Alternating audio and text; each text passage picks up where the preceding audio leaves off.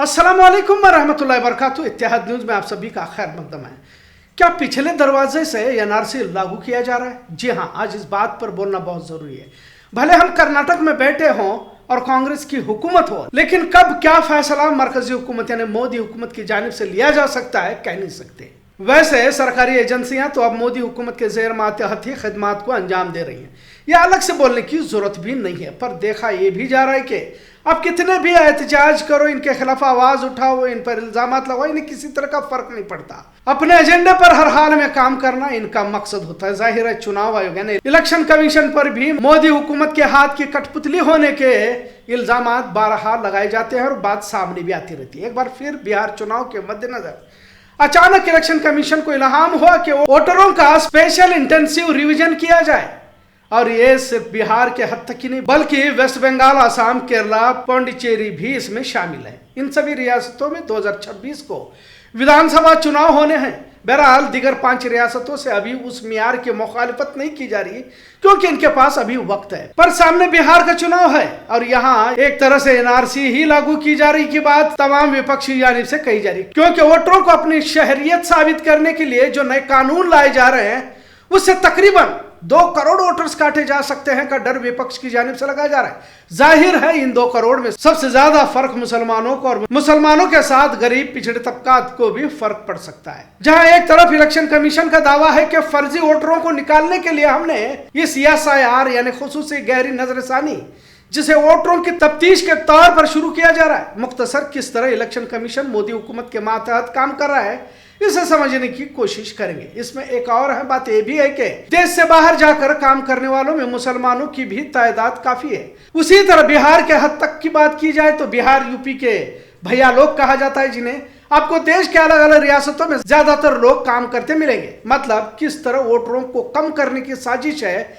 इसे समझना होगा। बहरहाल वोटरों के नाम काटने का नया तरीका क्या है जिसे एक तरह का एनआरसी कहा जा रहा है। इलेक्शन कमीशन के मुताबिक सरकारी मुलाजमीन घर घर जाकर डाटा कलेक्ट करेंगे और 25 जुलाई तक अपना काम मुकम्मल करेंगे। बिहार में करीब 8 करोड़ वोटर्स हैं।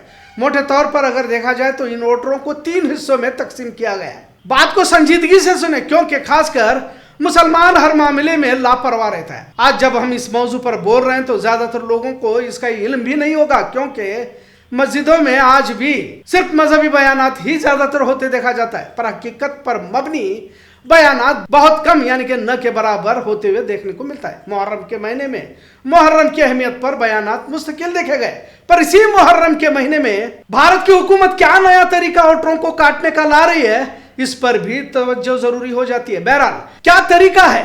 एक जिनकी उम्र 38 साल से ज्यादा है यानी जो 1987 से पहले पैदा हुए हैं, दूसरे वे जो 1987 से और 2003 के बीच पैदा हुए यानी जिनकी उम्र 20-22 साल से लेकर 37 साल तक है, तीसरे वे जो 2004 के बाद पैदा हुए और जिनकी उम्र 18 से 21 साल तक के बीच है। भारत में 18 साल से ज्यादा का हर फर्द को वोटिंग का हक हासिल है। जो 38 साल से ज्यादा उम्र के लोग हैं उनके लिए मुसीबत कम कही जा सकती है, क्योंकि उन्हें एक मामूली फॉर्म भरना है, अपना फोटो चिपकाना है और सरकारी मुलाजिम या टीचर जो भी आपके घर आएंगे उन्हें दे देना है। जो 1987 के बाद और 2003 के बीच पैदा हुए हैं उन्हें अपने साथ ही अपने वालिदैन में से किसी एक के बर्थ सर्टिफिकेट और एड्रेस प्रूफ को देना है। जो 2003 के बाद पैदा हुए हैं उन्हें अपना और अपने वालिदैन दोनों का ही बर्थ सर्टिफिकेट और एड्रेस प्रूफ देना होगा। अब कुछ लोग कह सकते हैं कि इसमें क्या मुश्किल है, अच्छा है अगर हुकूमत तफ्तीश के बाद सही कर रही है तो क्या बुरा है। पर जब इसे संजीदगी से देखेंगे तो इसके पीछे की साजिश आपको समझ में आएगी। फिलहाल बतौर मिसाल बिहार ही को लेंगे क्योंकि अब बिहार में ही इसे लागू किया जाएगा। इसके बाद 5 रियासतें हैं, फिर कर्नाटक भी आएगा। बिहार की बात की जाए तो बिहार में 8 करोड़ वोटर्स हैं। इनमें से 38 साल से ज्यादा उम्र के करीब 3.25 करोड़ 3.5 करोड़ वोटर्स हैं। इनके लिए शर्त यह है कि इनमें से जिस किसी का भी 2003 के वोटर लिस्ट में नाम है उन्हें बस फॉर्म भरना है और अपना फोटो चिपका कर सरकारी मुलाजिम को दे देना है। लेकिन अगर जिनका नाम 2003 के वोटर लिस्ट में नहीं है या जिनका नाम वोटर लिस्ट में तो है लेकिन आधा अधूरा नाम है तो उन्हें अपने बर्थ सर्टिफिकेट पेश करना होगा। मान लीजिए कि 3.25 करोड़ वोटर्स में से 3 करोड़ का नाम वोटर लिस्ट में है और करीब 25 लाख नहीं है, तो उन 25 लाख वोटरों को अपना बर्थ सर्टिफिकेट पेश करना होगा। सवाल यह है कि बर्थ सर्टिफिकेट कहां से देंगे जबकि बनवाया ही ना हो तो यहाँ तो बर्थ सर्टिफिकेट बनवाने का फीसद बहुत कम है। एक इत्तला के मुताबिक बिहार में सिर्फ 2.8% लोगों ने बर्थ सर्टिफिकेट बनवाए हैं। फिर बाकियों का क्या होगा? जब अचानक इलेक्शन कमीशन ने फरमान जारी किया तो महीने भर में कितने लोग बर्थ सर्टिफिकेट बनवा सकेंगे? अब दूसरे मरहले की बात करते हैं। 1987 के बाद और 2003 तक पैदा हुए लोग हैं, इन्हें अपने साथ ही अपने वालिदैन में से किसी एक का बर्थ सर्टिफिकेट देना होगा। बर्थ सर्टिफिकेट के हालात आपने देखी है कि महज 2.8% लोगों के पास है। अगर दूसरा ऑप्शन देखा जाए तो हाई स्कूल का सर्टिफिकेट होता है। बिहार में कुल 12 से 13% लोगों के पास ही हाई स्कूल का सर्टिफिकेट है।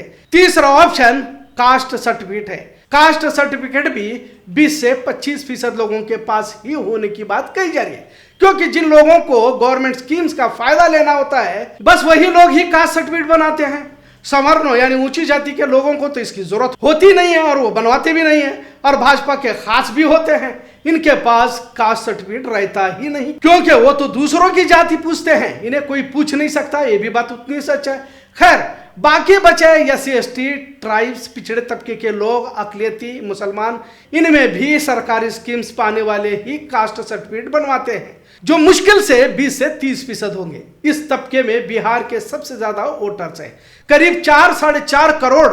ये सब लोग नए वोटर्स रिवीजन से मुतासिर होंगे। अगर 2.8% बर्थ सर्टिफिकेट बनवाने वाले हैं, 12 से 13% हाई स्कूल का सर्टिफिकेट जमा करने वाले और 25 से 30% कास्ट सर्टिफिकेट बनवाने वाले लोगों को जोड़ दे तो भी आंकड़ा 50% को भी छू नहीं सकता। इस तरह इस तबके से 2-2.25 करोड़ लोग अपना नाम वोटर लिस्ट में शामिल करने से महरूम हो जाएंगे, यानी कि वोटर लिस्ट से बाहर हो जाएंगे। अगर इसे दूसरे तौर पर देखा जाए तो NRC को इस तरह लागू करने की साजिश रची जा रही है, कहा जा रहा है। यकीनन इसमें मुसलमानों के साथ दलित, गरीब, पिछड़ा तबका ज्यादा मुतासिर होगा, पर बात मुसलमानों की करते हैं।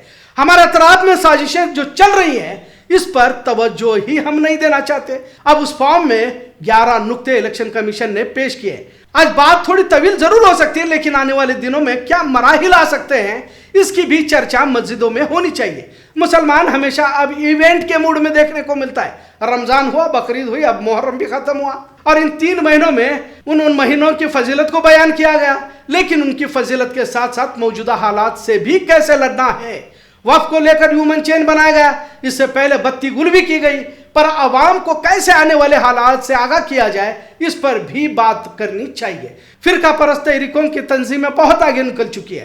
कर्नाटक की कांग्रेस हुकूमत कब भी बदल सकती है और गैर मुस्लिमों को कुछ फर्क नहीं पड़ता। अगर लीडरों की भी बात की जाए तो वो पार्टी बदलकर भाजपा में भी जा सकते हैं, और इससे पहले भी हमने देखा है। पर मुसलमानों का क्या? मुस्तकिल लड़ाई के लिए तैयार रहना होगा, क्योंकि ये आखिरी लड़ाई सिर्फ मुसलमानों की नहीं बल्कि संविधान को बचाने की भी है। नाम बदल बदल कर मुसलमानों के विरोध में स्कीमों को, योजनाओं को लाया जाता है, इतना जरूर है। नई कोई स्कीम कम से कम मुसलमानों का तो भला करने वाली नहीं होगी, इतना जरूर। आज का मौजू कैसा लगा इस पर जरूर कमेंट करें। इत्तेहाद न्यूज़ देखने के लिए शुक्रिया। अल्लाह हाफिज।